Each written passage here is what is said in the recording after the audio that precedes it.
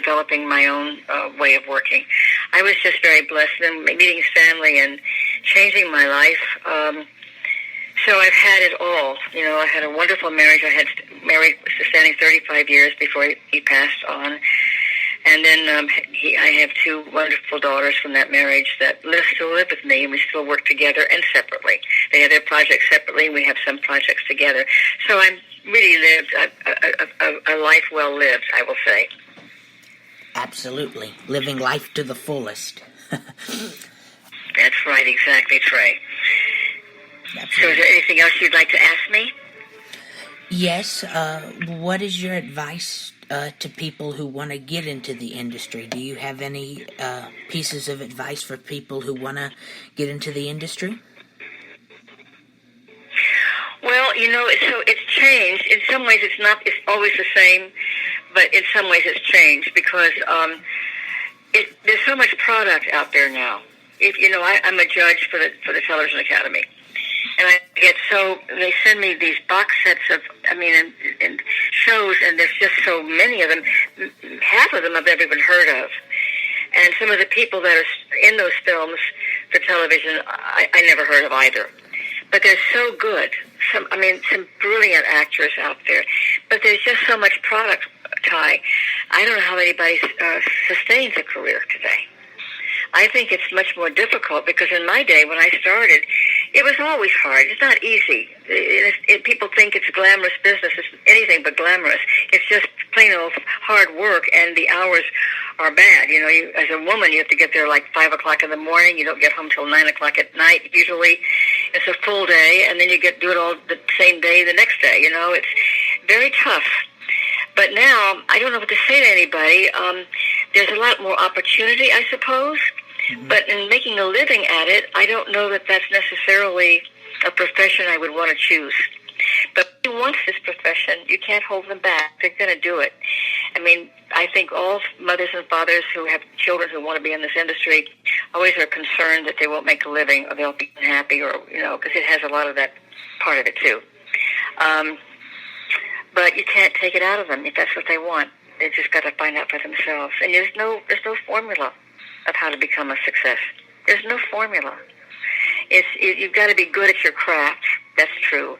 You got to be on time. You got to be disciplined, and you've got to know, and put yourself into a position of knowing every bit of your lines and not holding up a crew.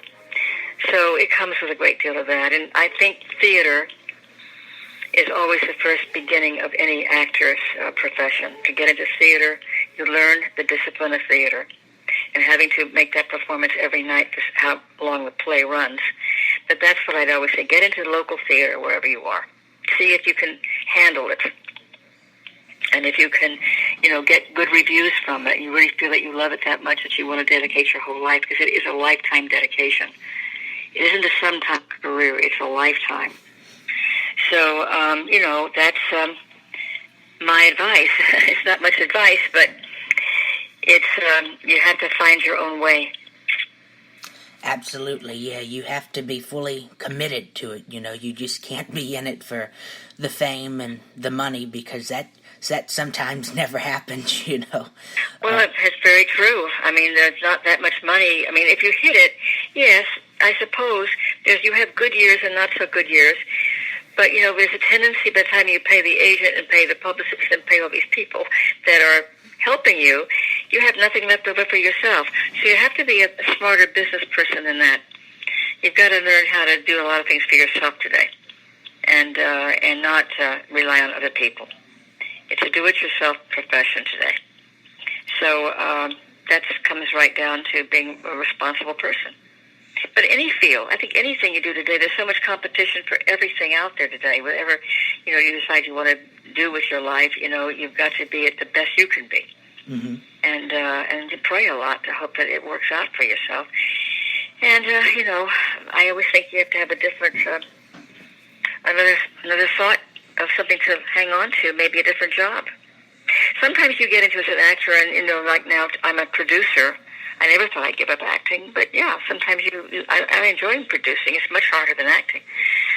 People become directors. People become a publicist, or marketing specialists. There's all kinds of areas in this industry to pursue if it doesn't work out as an actor, But who knows?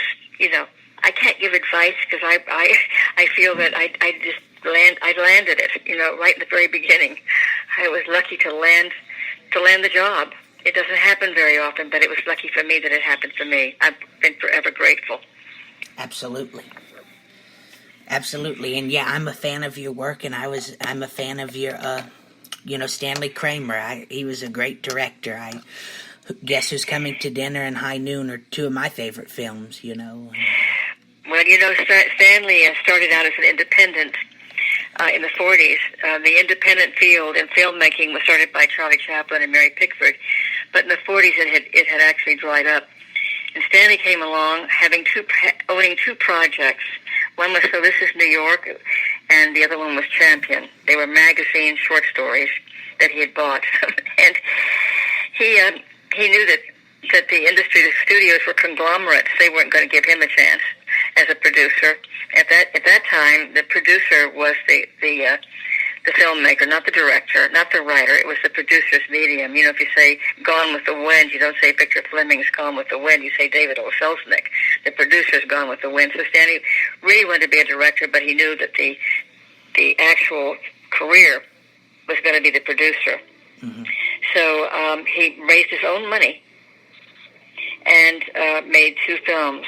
And the second film, Champion, went through the roof. It introduced Kirk Douglas for the first time and made him a star. And Stanley started getting nominated for Academy Awards on his second movie. And then Cyrano de Bergerac was Jose Ferrer. Nobody ever heard of Jose Ferrer either. It was his first movie, and he won the Academy Award for that. So Stanley was an independent filmmaker in the first half of his career, then went to Columbia under contract to them and did films like Death of a Salesman and Member of the Wedding and The K Mutiny. And then he got out of that contract and went back to being a producer-director, and then went with United Artists. And I think his greatest work came when he was a director as well, because he had complete control over everything. And then he did films like The Defiant Ones and Inherit the Wind and Judgment at Nuremberg and It's a Mad, Mad, Mad, Mad World and Ship of Fools and Guess Who's Coming to Dinner. Those films, I think, will always stand the test of time. But he was a social issue. I mean, he was the only filmmaker bringing social issues to the fore through film. Mm-hmm. He was the first filmmaker to star an African American in a leading role in 1948. And the film was called Home of the Brave. And it was a Broadway play about anti-Semitism in World War II. Stanley bought the rights to the play and made it about a African American's position in an all-white platoon in World War II.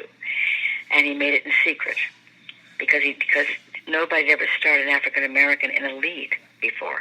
Mm-hmm. The actor's name was James Edwards, and he hid it from the studio that he was renting the space, and he would take him to work every day to pick up James in his car and hide him on the floorboard of the car, and to and from work, and had the cast sworn to secrecy that this African American was the star of the film. And when it came out, of course, it was the most picketed film in the industry. They didn't like the fact that Stanley was starring an African American in a major role in a film. But Stanley was always for civil rights, and he started that with film. And then he went on to Sidney Poitier and Pressure Point, and then, of course, the Defiant Ones, and, of course, helped change the law with Guess Who's Coming to Dinner. Because when I came into the picture about that time, and when we made Guess Who's Coming to Dinner, interracial marriage was against the law in 16 states. Mm-hmm. And so that film helped change the law. And, of course, now we don't think much about it. We don't think that interracial marriage is an issue. But it was a big issue at that time. In fact, our lives were threatened because we made that movie.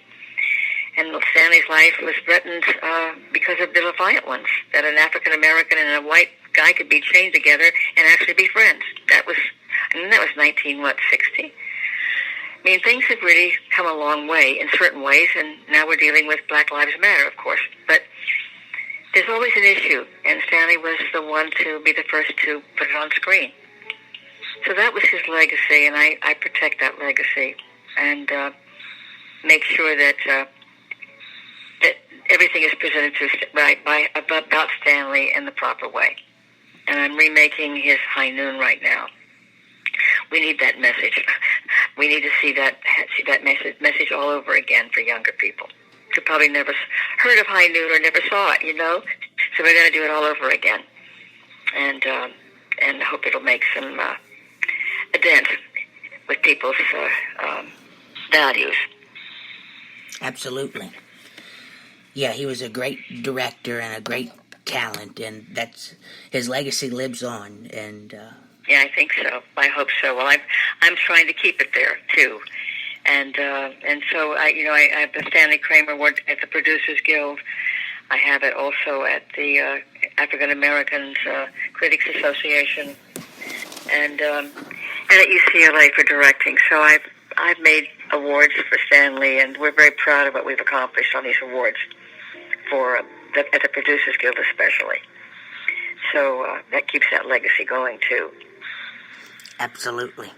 Well, Miss Kramer, thank you very much for letting me speak to you. I've enjoyed talking to you, and I'm a fan of your work, so it's been a pleasure talking to you, and so thank you very much. Well, Trey, thank you for inviting me. It was a pleasure getting to know you and talking with you, and I appreciate the time you've given me today. And just stay well, stay healthy, wear that mask, take care of yourself, and I say that to your audience as well. Thank you very much. You have a good day. Thank you, and you too. Bye-bye. Bye-bye. And that was Miss Karen Sharpe Kramer. Thank you very much for listening. I hope we given you some entertainment, informativity, creativity, but most importantly, happiness. Thank you very much, and God bless you all. See you next time.